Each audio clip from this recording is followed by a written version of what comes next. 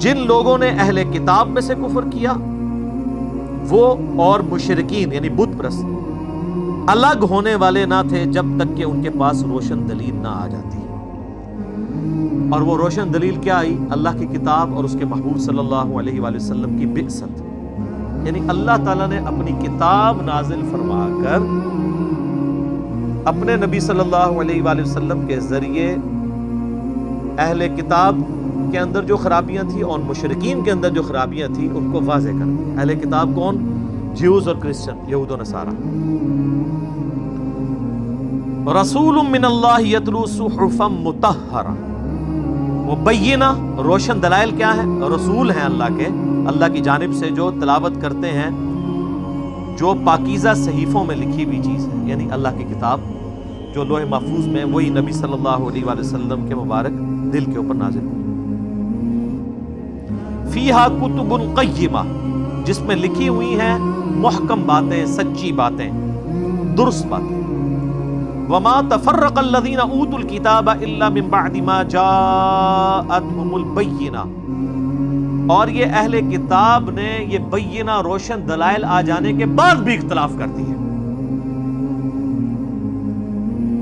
حالانکہ ان کو حکم کیا تھا؟ وما امروا الا لیعبدوا اللہ مخلصین لہ الدین، انہیں تو حکم نہیں دیا گیا تھا مگر صرف اس کا کہ وہ عبادت کریں اللہ کی خالص اپنے دین کو اس کے لیے کرتے ہوئے، حنفاء یکسو ہو کر، وَيُقِيمُ الصَّلَاةَ اور نماز قائم کریں، وَيُؤْتُوا الزَّكَاةَ اور زکوٰۃ ادا کریں یا تزکیہ نفس کریں، وَذَلِكَ دِينُ الْقَيِّمَةِ اور یہ ہے سچا دین جو قائم ہے. اللہ تعالیٰ نے یعنی اہل کتاب کا ذکر کیا کہ ان کے پاس جو کتابیں موجود ہیں ٹیمپرڈ فارم میں، ان کتابوں میں بھی یعنی تورات اور انجیل کے اندر بھی، یا حضرت موسیٰ کے جو صحائف تھے بنی اسرائیل کے پیغمبروں کے اوپر جو وہی نازل ہوئی، ان میں بھی اللہ تعالیٰ نے وہی دین بیان کیا تھا جو محمد رسول اللہ صلی اللہ علیہ وآلہ وسلم کو کتاب اللہ کی شکل میں دیا ہے. وہی بیسک چیزیں، اس میں بنیادی چیز توحید ہے کہ عبادت کرنی ہے. یہاں پہ بھی ذکر ہے کہ عبادت کرنی ہے، اللہ کو ماننا کافی نہیں، عبادت کرنی ہے اللہ کی، اور اپنے دین کو خالص کر کے، بیچ میں کسی کو شریک نہیں کرنا، نہ کسی فرشتے کو، نہ کسی جن کو، نہ کسی پیغمبر کو، نہ شیطان کو. مسلمانوں کی اکثریت نے شیطان کو شریک کیا ہوا ہے، یعنی اللہ کو بھی مان رہے ہیں اور ساتھ شیطان کی بھی مان رہے ہیں. ماننی بھی پھر اللہ کی ہے، اور یکسو ہو کر اور نماز کو قائم کرنا ہے اور زکوٰۃ دینی ہے، اللہ کی راہ میں خرچ کرنا ہے اور تزکیہ نفس کرنا ہے، اور یہ ہے اصل میں صحیح دین. لیکن حق آ جانے کے بعد بھی ان لوگوں نے دین قبول کرنے سے انکار کیا، اور اس کی ریزن جو ہے وہ اللہ تعالیٰ نے سورہ ال عمران میں بتائی ہے. ان الدین عند اللہ الاسلام، بے شک اللہ کے حضور ایکسیپٹیبل دین قیامت کے دن اسلام ہے. اور پھر اللہ تعالیٰ فرماتا ہے کہ اسلام کے آ جانے کے بعد جو یہود و نصارہ نے اس دین کے ساتھ اختلاف کیا تو وہ بغیم بینہم کی وجہ سے، آپس کی ضد کی وجہ سے. یہ ضد اتنی بری چیز ہے کہ وقت کا پیغمبر موجود ہو تب بھی انسان کو بات سمجھ نہیں آتی. مجھے یہ بتائیں کہ یہ وقت کے جو پیغمبر ہوا کرتے تھے ان کے مخالفین کون لوگ ہوا کرتے تھے؟ یا اس ایریے کے بڑے بڑے سردار ہوا کرتے تھے یا علماء؟ کبھی عوام الناس نہیں کھڑی ہوئی. بخاری مسلم میں آتا ہے نا وہ جو ابو سفیان کی اور کیسر روم کی گفتگو ہے، تو وہ اس سے سوال پوچھتا ہے بتائیں ایمان کون لا رہا ہے؟ ان کا غریب غریب لوگ ہی لے کے آتے، تقریباً نہیں لے آنا ہے نا، کیونکہ غریب تو پہلے ہی پیس رہے ہوتے ہیں. ان کو تو امید کی کرن نظر آتا ہے پیغمبر کہ چلو یہ ہمیں کوئی انصاف دلوائے گا. امیر لوگ سٹیک پہ لگے ہوتے ہیں، ان کی چودراہٹیں ختم ہو رہی ہوتی ہیں، سرداروں کی سرداریاں ختم ہو رہی ہوتی ہیں. وہ تو پیغمبروں کے پھر مخالفین بنتے ہیں، اور علماء بھی. حضرت عیسیٰ علیہ السلام کی مخالفت کس نے کی تھی؟ علماء یہود نے. یہ یروشلم کے اندر جب عیسیٰ علیہ السلام بیت المقدس میں جا کے دعوت توحید بلند کیا کرتے تھے تو ان کی مخالفت پہ کون کھڑا ہوتا تھا؟ علماء یہود. تو مولوی اتنی پیڑی شاہ ہے کہ پیغمبروں کے خلاف کھلو جاتا ہے. Point to be noted. اور یہ اتنی بری کیٹیگری ہے کہ ان کو پیغمبر بھی آ کے سمجھائے نا تو یہ بات نہیں ماننے کے لیے تیار ہوتے، الٹا یہ انبیاء کی توہین کرنا شروع کر دیتے ہیں۔ ہمارے نبی علیہ السلام کی مخالفت کس نے کی ہے مدینے میں؟ پہلے اوس اور خزرج کو یہ یہودی کہا کرتے تھے کہ وہ آخری نبی آئیں گے تو ہم ان کے ساتھ مل کے تمہارے ساتھ قتال کریں گے، پوری دنیا پہ ہماری حکومت ہوگی، اور جب نبی علیہ السلام آ گئے تو یہ یہودی مخالف ہو گئے۔ تو یہود کے علماء تھے، کیوں؟ وہ کہتے تھے کل کا چھوکرا آ کے ہمیں سمجھا رہا ہے۔ نبی علیہ السلام تو ان کے بچوں کی جگہ تھے نا، جہاں 70-80 سال کے سفید داڑھیوں والے مولوی بیٹھے ہوں یہودیوں کے، وہاں ایک 50 سال کا کالی داڑھی والا بندہ چلا جائے تو وہ بچے ہی ہیں کہ یہ کالی داڑھی والا سفید داڑھی والا، اتنے بڑے بڑے بزرگ پاگل ہیں۔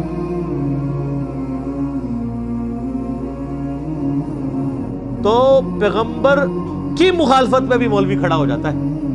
آج بھی جو دعوت پیغمبر کے پیٹرن پہ کھڑی ہوگی سب سے پہلے مولوی مخالفت کرے گا۔ دنیا کے کسی مذہب کا ماننے والا مولوی، چاہے ہندوؤں کا ہو پنڈت، چاہے وہ جیوز اور کرسچنز کے پادری ہو، چاہے سکھوں کے گرو ہوں، کبھی یہ نہیں کہیں گے کہ ہماری کتابیں ڈائریکٹ نہ پڑھنا گمراہ ہو جاؤ گے۔ صرف یہ مسلمانوں کا مولوی ہے جو کہتا ہے قرآن بخاری مسلم ڈائریکٹ نہ پڑھنا گمراہ ہو جاؤ گے۔ کیوں؟ اس کو پتا ہے جو صدیوں سے ہم نے کہانیاں کرائی ہیں نا، قرآن میں وہ کہانیاں نہیں لکھی ہوئی۔ سب کانٹیننٹ میں صوفیاء کو داخل ہوئے 1000 سال سے زیادہ گزر چکا ہے، کسی صوفی نے قرآن کا ترجمہ نہیں کیا۔ ایک شاہ ولی اللہ نے کیا، وہ بھی گمراہ ہو گئے۔ پہلے وہ بابوں کے اور قبروں کے ماننے والے تھے، قرآن کا ترجمہ کیا تو وہ دوسری طرف لگ گئے۔ اسی لیے میرے بزرگوں نے رسک نہیں لیا ترجمہ کرنے کا۔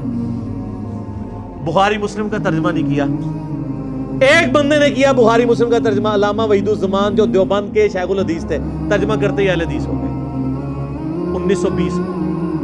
تو ویسے سیانے تھے جن لوگوں نے ترجمے نہیں ہونے دیے۔ جب علماء ترجمے کر کے گمراہ ہو جائیں تو ہم تو ویسے ہی پڑھ کے ہوگی، یعنی انورٹڈ کام ہمیں ہونا۔ تو یہاں پہ بھی اللہ تعالیٰ فرما رہا ہے کہ انہوں نے نبی علیہ السلام پہ روشن کتاب نازل ہوئی، اس پہ تو ایمان نہیں لائے، اپنی کتابوں میں کون سا ایمان لے کے آئیں گے؟ ان الذین کفروا من اہل الکتاب، بے شک وہ لوگ جو کفر کر رہے ہیں، چاہے وہ اہل کتاب ہوں والمشرکین، چاہے وہ مشرکین میں سے ہوں، فی نار جہنم خالدین فیہا، وہ ہمیشہ کے لیے رہیں گے دوزخ کے اندر۔ اولئک هم شر البریہ، یہ بدترین مخلوق ہے۔ یعنی ظاہر ہے پیغمبر کے آ جانے کے بعد بھی کوئی بت پرست مر جائے، کوئی مشرک ہو کے مر جائے پیغمبر کی موجودگی میں بھی، ظاہر ہے وہ مخلوق میں سب سے بدتر ہوگا۔ جب پیغمبر وقت دنیا میں موجود ہوتے ہیں اس وقت حق بالکل روشن سب کو نظر آ رہا ہوتا ہے۔ آج تو چلے 1400 سال گزر گئے ہیں، ہر فرقے نے اپنے اپنے بزرگوں کی کتابیں لے کے چل رہے ہیں، اب وہ صدیوں سے لوگ اپنے اپنے لگے ہوئے ہیں۔ یہاں تو حق پھر بھی تھوڑا سا ایک عام بندے کے لیے پہنچنا مشکل ہے، ناممکن نہیں ہے اگر اس کی نیت ہے۔ لیکن جب پیغمبر دنیا میں موجود ہوں تب تو کوئی دوسری رائے نہیں ہوتی ہے۔ پھر بھی پیغمبر کی موجودگی کے باوجود کوئی شخص گمراہ رہ جائے اور اسی طریقے سے دنیا سے چلا جائے، اس سے بڑا بدبخت نہیں۔ اس لیے اللہ تعالیٰ نے فرمایا کہ یہ کافر جو ہیں، چاہے اہل کتاب میں سے ہوں چاہے مشرکین میں سے، ہمیشہ کے لیے دوزخ میں رہیں گے اور یہ بدترین مخلوق ہے۔ اچھا، اس سے یہ بھی پتہ چل گیا کہ بعض لوگوں کی طرف سے یہ بھی ہنگامہ کھڑا کیا گیا نا کہ وہ جنت تو ہمیشہ کے لیے، دوزخ ہمیشہ کے لیے نہیں ہے۔ میرا یوٹیوب پہ کلپ بھی ہے، کیا دوزخ ہمیشہ رہے گی؟ رپلائی ٹو جاوید احمد غامدی صاحب، ان کا یہ موقف ہے کہ نہیں، ایک نہ ایک وقت آئے گا دوزخ ختم کر دیں گے۔ اور یہ صرف ان کا موقف نہیں ہے، امام ابن تیمیہ کا بھی یہ موقف ہے، محی الدین ابن عربی کا بھی یہ موقف ہے۔ یعنی بریلوی دیوبندیوں کے بزرگ محی الدین ابن عربی وحدت الوجود کے بانی، اور اہل حدیثوں کے بزرگ ابن تیمیہ، ان کا بھی یہی موقف ہے۔ لیکن ہوگا کہ جب یہ کلپ غامدی صاحب کا سامنے آتا ہے تو مولوی غامدی صاحب کو غلط کہتے ہیں، اپنے ابو کو نہیں کہتے، تو پھر اس کا نقصان کیا ہوتا ہے؟ ان کے ماننے والے کہتے ہیں کہ یار آپ کا ابا کرے وہی بات اور رحمت اللہ علیہ، ہمارا زندہ کرے تو لعنت اللہ علیہ۔ آپ کو تھا نا پچھلے دنوں ایک کلپ آیا غامدی صاحب کا، میں نے بھی ان کا رد کیا تھا، وہ کہتے تھے غیر محرم عورت سے آپ مصافحہ کر سکتے ہیں۔ تو اب مولویوں نے بڑا ہنگامہ کھڑا کیا ان کے ایک اسٹوڈنٹ ہیں جو خود تقی عثمانی صاحب کے مدرسے سے پڑھے ہوئے ہیں، اور دیوبند کے سب سے بڑے بزرگ سب کانٹیننٹ میں سرفراز خان صفدر صاحب کے پوتے عمار خان ناصر گجرانوالہ میں، وہ زاہد الراشدی صاحب کے بیٹے، سب سے بڑا علماء دیوبند کا خاندان ہے پاکستان میں. ان کا جو تیسری نسل میں بندہ ہے وہ غامدی صاحب کے ساتھ اٹیچ ہو گیا ہے، حالانکہ پڑھا وہ دیوبند سے ہوا ہے، ان کے یعنی مدرسے سے. تو اس نے کیا کیا، اس نے فقہ حنفی کی ساری باتیں جس میں اس سے بھی زیادہ غلیظ باتیں لکھی تھی کہ آپ غیر محرم عورت کے ساتھ کیا کیا کر سکتے ہیں، وہ فیس بک پہ لگا دی. اس نے کہا غامدی صاحب نے تو ہاتھ ملانے کا کہا، آپ کے بزرگ کو پتہ نہیں کہاں کہاں، میں یہ علماء کی جرت ہے کہ اس طرح کی گندی باتیں کر سکتے ہیں، میں تو وہ غلیظ زبان بھی استعمال نہیں کر سکتا، تو وہ تو کہاں کہاں ہاتھ لگواتے رہے ہیں. وہ انہوں نے پکڑ کے فیس بک پہ لگا دی. تو خرابی جو ہوئی بھی ہے نا جی شروع سے یہ جہاں پہ، تو جب آپ کو کوئی بھی نئی خرابی نظر آئے نا، آپ اس کو ڈیپ ڈگ کر لیا کرے. کام پچھلے نے ڈالا ہوتا ہے، وہ صرف اس کو ریپریزنٹ کر رہا ہوتا ہے، پریزنٹ کر رہا ہوتا ہے، ریپریزنٹیٹیو ہوتا ہے وہ. ان الذین آمنوا وعملوا الصالحات، بے شک جو لوگ ایمان لے کر آئے، نیک اعمال کیے، اولئک هم خیر البریہ، وہ تو مخلوق میں سب سے بہتر لوگ ہیں. اور ظاہر ہے کہ صحابہ کرام سب سے بہتر مخلوق میں اسی لیے ہیں کہ انہوں نے وقت کے پیغمبر کو پہچانا اور اس کے بعد اپنا تن من دھن ان کے لیے وقف کیا. آج لوگ ویسے خواہشیں تو بڑی رکھتے ہیں، تیرے ہوتے جنم لیا ہوتا تو یا رسول اللہ میں بھی تیرے غلاموں میں ہوتا، میں کوئی ریت کا ذرہ ہوتا تیری جوتی کے ساتھ چپک جاتا. بڑے بڑے عجیب شعر لکھے ہوتے ہیں. میں کہنا رفع دین پھر بھی نہ تو کرتا. ظاہر ہے آج بخاری مسلم پڑھ کے بھی تو نہیں کر رہا، اتنا ڈیٹ ہے. تو قرآن پڑھ کے بھی اپنے عقیدے صحیح نہیں کر رہا، تو حضور کے زمانے میں تو نے کہا ہو سکتا ہے تو ابو جہل ہی ہوتا.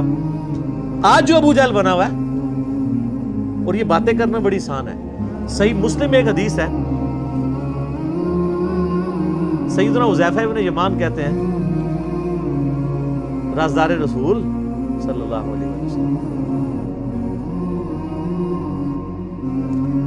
آپ کہتے ہیں کہ نبی صلی اللہ علیہ وآلہ وسلم نے غزوہ خندق کے موقع پر سخت سردیوں کی رات، ایک سردیاں اوپر ریگستان کی سردیاں، رات کے وقت کہا کہ کون ہے کہ جو اس وقت جا کے کافروں کی جاسوسی کرے اور جنت میں اللہ کے نبی کا پڑوس حاصل کر لے. بہرحال آج نوز میں پورا پاکستان کھڑا ہو جائے گا ایسے کر کے. تو حضرت حذیفہ کہتے ہیں صحابہ میں سے کوئی بھی نہیں کھڑا ہوا کیونکہ سردی بار اتنی تھی، سارے اسی چکر میں تھے کوئی اور ہی کھڑا ہو جائے. نبی علیہ السلام نے دوسری دفعہ اناؤنسمنٹ کی، کوئی نہیں کھڑا ہوا. تیسری دفعہ اناؤنسمنٹ کی، کوئی نہیں کھڑا ہوا. یہ حضرت حذیفہ حدیث تابعین کو سنا رہے تھے، جو آ کے حضرت حذیفہ کو کہہ رہے تھے تسی کنے خوش نصیب ہو، حضور دا ساتھ پایا ہے، اسی بھی ہوندے تھے ایک کرتے. انہوں نے کہا میں تینوں دسنا وا، اسی بھی ہوندے، ایڈا ہی سوکھا ہے. جب وقت پڑتا ہے تو یہ آج بھی آپ کو جو مولوی ہیں جہاد کی کہانیاں کرا رہے ہیں نا اے سی والے کمروں میں بیٹھ کے، اے جی ایک بار کرفیو اٹھن دیو دیکھو پھر کشمیر چ کیا ہوندا ہے. پتر تیرے پتر نے تو نہیں جا کے مرنا نا، لوگوں نو کہنا سوکھا ہے، لوگوں کے بچے مروانا آسان ہے. ادھر آپ اے سی والے کپڑے میں بیٹھ کے جتنی مرضی کریں گے، جی وہ دیکھو کشمیری پوچھ لیں گے. تم تو ادھر بیٹھے ہو جتنی مرضی، لائف تو ان کی اسٹیک پہ لگی ہوئی ہے. باتیں کرنا تو یہاں بھی آپ دیکھ لیں جتنی جہادی تنظیموں کے لیڈر ہیں ان کے بچے یہی ہیں، نہ وہ کبھی زخمی ہوئے نہ کبھی مرے یا باہر کے ملکوں میں بیٹھے ہوئے. تو صحیح مسلم کے الفاظ ہیں کہ حضرت حذیفہ ابن یمان کہتے ہیں کہ جب تیسری دفعہ بھی کوئی نہیں اٹھا نا تو نبی صلی اللہ علیہ وسلم نے کہا حذیفہ، کہتے ہیں میں دل میں کہا لو جی مارے گئے اور میری باری ہے، کیونکہ اب تو میں انکار بھی نہیں کر سکتا جب کسی کو بائی نیم مینشن کر دیں. میں نے کہا یا رسول اللہ اٹھو جاؤ اور جا کے کافروں کی جاسوسی کر لیا. ٹھیک ہے یا رسول اللہ. کہتے ہیں میں سخت سردیاں اب دل میں سوچ رہا ہوں. کہتے ہیں میں جیسے ہی اپنی جگہ سے اٹھا تو یوں لگا کہ میں جیسے گرم حمام میں داخل ہو گیا. اللہ کی طرف سے معجزہ ہوا. سخت سردیوں کی رات ان کے گرد نہ نظر آنے والا ایک سمجھ لیں خول چڑھ گیا گرمائش کا. کہتے ہیں میں وہاں سے باہر نکلا اور کہہ رہے ہیں مجھے ٹھنڈ لگ ہی نہیں رہی، الٹا میں گرمائش کی حالت میں ہوں، جیسے مجھے کسی نے گرم حمام میں داخل کر دیا. اگلے زمانوں میں وہ سٹیم لیتے تھے نا، گرم سٹیم. کہتے ہیں میں گیا تو میں نے دیکھا رات کے وقت ابو سفیان باقی لوگ بیٹھے اپنی وہ تلواریں تیز کر رہے ہیں، کوئی اپنے تیر کی نوکیں تیز کر رہے ہیں۔ کہتے ہیں میں نے ارادہ کیا کہ ابو سفیان کو مار دوں، وہ میرے بالکل تیر کی سیدھ میں تھا، اور اگر میں اس کو مار دیتا اس وقت تو وہ بڑا آسانی سے مار سکتا تھا، کیونکہ اسے تو پتہ ہی نہیں تھا۔ لیکن پھر میں نے سوچا کہ نبی اسلام نے مجھے نکلتے وقت کہا تھا کہ شرارت کوئی نہیں کرنی، تو یہ تو شرارتی نہ شمار ہو، تو میں یہ کام نہیں کرتا، جتنا کام کا ہے اتنا ہی کروں۔ تو کہتے ہیں میں پھر ساری جاسوسی کر کے جب واپس آیا، جیسے ہی میں حضور کی مجلس میں داخل ہوا تو مجھے پھر دوبارہ ٹھنڈ لگنی شروع ہو گئی، وہ اصل میں اس فیز سے واپس آ گئی۔ تو پھر نبی الاسلام نے اپنی مبارک چادر مجھے اڑا دی، تو یہ تیرے ہوتے جنم لیا ہوتا، ٹھیک ہے۔ تو اس کی میں نے آپ کو یہ میں نے کوئی سٹوری نہیں سنائی آپ کو، یہ مسلم شریف کی حدیث ہے۔ مسلم شریف میں آپ غزوہ خندق والے چیپٹر میں چلے جائیں، وہاں جا کے حدیث کھول کے دیکھ لیں۔ ان الذین آمنوا وعملوا الصالحات اولئک هم خیر البریہ، بے شک جو لوگ ایمان لے کر آئے اور نیک اعمال کیے وہ مخلوق میں سب سے بہتر لوگ ہیں۔ تو اس میں ٹاپ آف دا لسٹ صحابہ اہل بیت ہیں، اور قیامت تک جتنے لوگ ایمان لے کر آ کے نیک اعمال کریں گے وہ